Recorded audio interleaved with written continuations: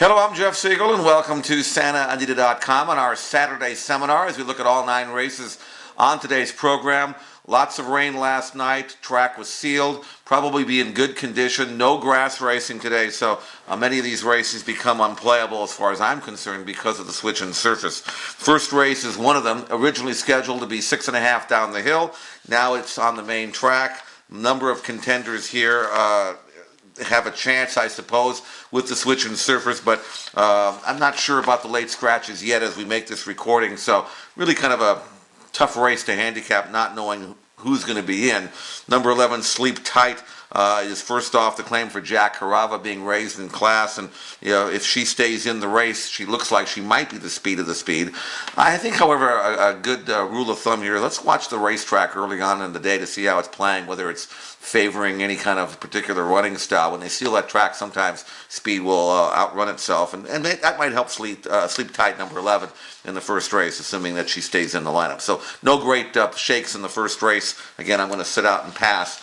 Moving to the second race, and this is another one that I'm not that keen on. The inside 2 horses, numbers 1 and 2, Lord Avalon and Captain Sparrow, look pretty logical here, although Lord Avalon has not been out since November of 2009, making his comeback for high percentage trainer Mike Chambers, but this is a rather sharp drop in class off the left. Now it's anybody's guess as to what kind of physical condition he's in. As for Captain Sparrow, he looks pretty solid here. I would think that he'd run, but again, no real edge here, I don't think. So again, another race I'm going to plan on passing. No play in the first or second races. Moving into the third race, maiden claiming event, $50,000 tag. These are 3-year-olds. The 2 that I'm going to use here, numbers 1 and 5 on your program. Number 1 is One Bad Romance. 5 is Jacobita. So 1 and 5. One Bad Romance, I think, should run with her. Dropping out of the maiden $75,000 ranks down to the maiden 40. She seems to be capable of improving, working well since her last race from Mitchell. And I think she'll get a great trip inside. She should be just behind the leaders. As for Jacobita, P-Val aboard a Speed filly. Speed ran well in her only start. If she builds on that at all today for Vladimir Serin, it's possible that Jacobita could be tough to catch. So One Bad Romance from slightly off the pace.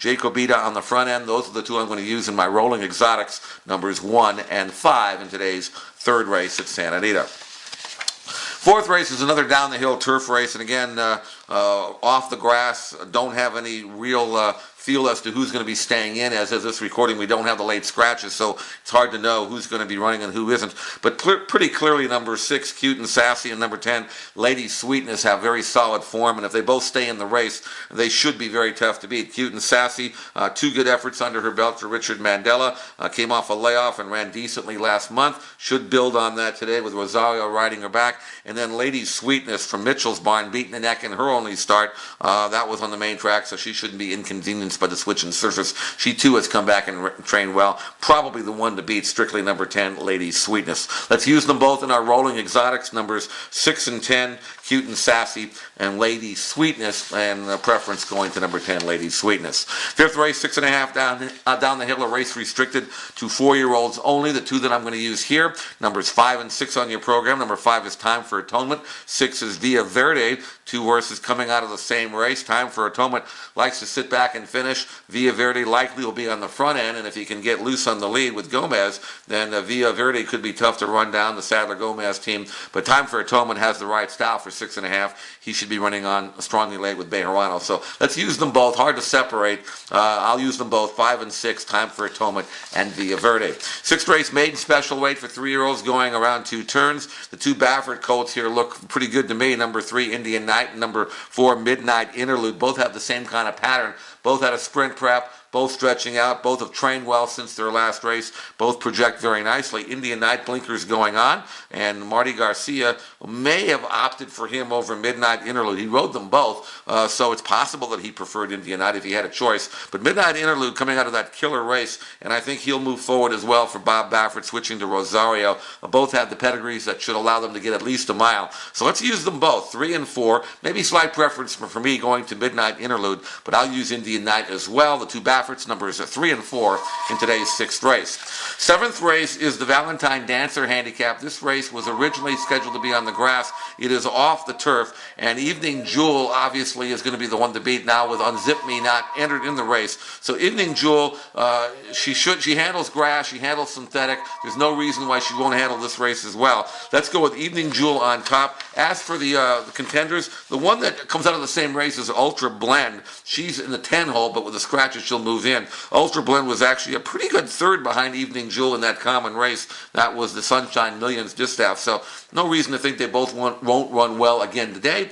So let's use them both. Evening Jewel with preference, and then Ultra Blend from off the pace, 2 and 10 if you're playing the exacta. Use them both in all of your rolling exotics. Eighth race is an allowance race going a mile on the main track, and the two horses we're going to use here, numbers 4 and 5. Number 4 is Chilikin, and number 5 is Mr. Cummins. Those would be the two that I'm going to focus in on. Now, number 4, Chilikin, was very impressive, running 6 furlongs in 1:08 and 2 in a very good sprint race recently. Now he's trying a distance to ground for a first time going a mile. Tribal rule gelding, maybe a little iffy to run this far, but if he can project that sprint form around 2 turns, then he's got a chance. I'm definitely going to use him. As for number 5, Mr. Cummins, he was absolutely breathtaking in his win down the hill. Looked like a future stake horse, and being by Artie Schiller, he figured to improve on the grass, and he did.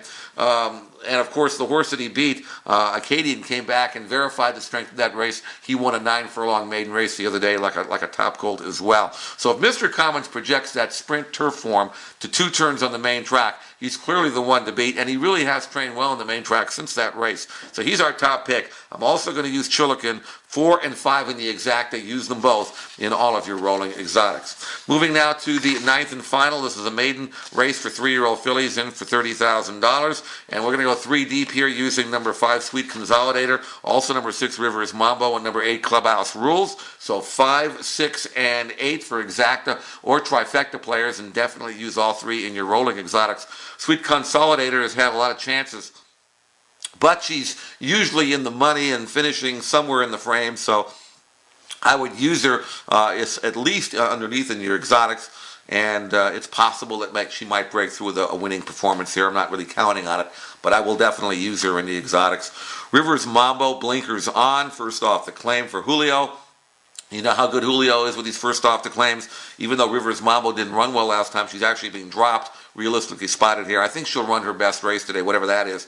And Marty Pedroza rides in the blinkers going on Rivers Mambo. And number 8, Clubhouse Rules is another class dropper, this one in the Craig Lewis barn. She's got some figs that give her a chance. 3 races back, she earned the number that would probably win. So on the basis of that, and with the switch to Rosario, I'm going to use number 8, Clubhouse Rules as well. So 5, 6, and 8 for your exacta or trifecta box. Use all 3 in your rolling exotics. And that wraps up today's program at Santa Anita. So best of luck today. We'll talk to you again tomorrow. Thanks for joining us right here on SantaAnita.com.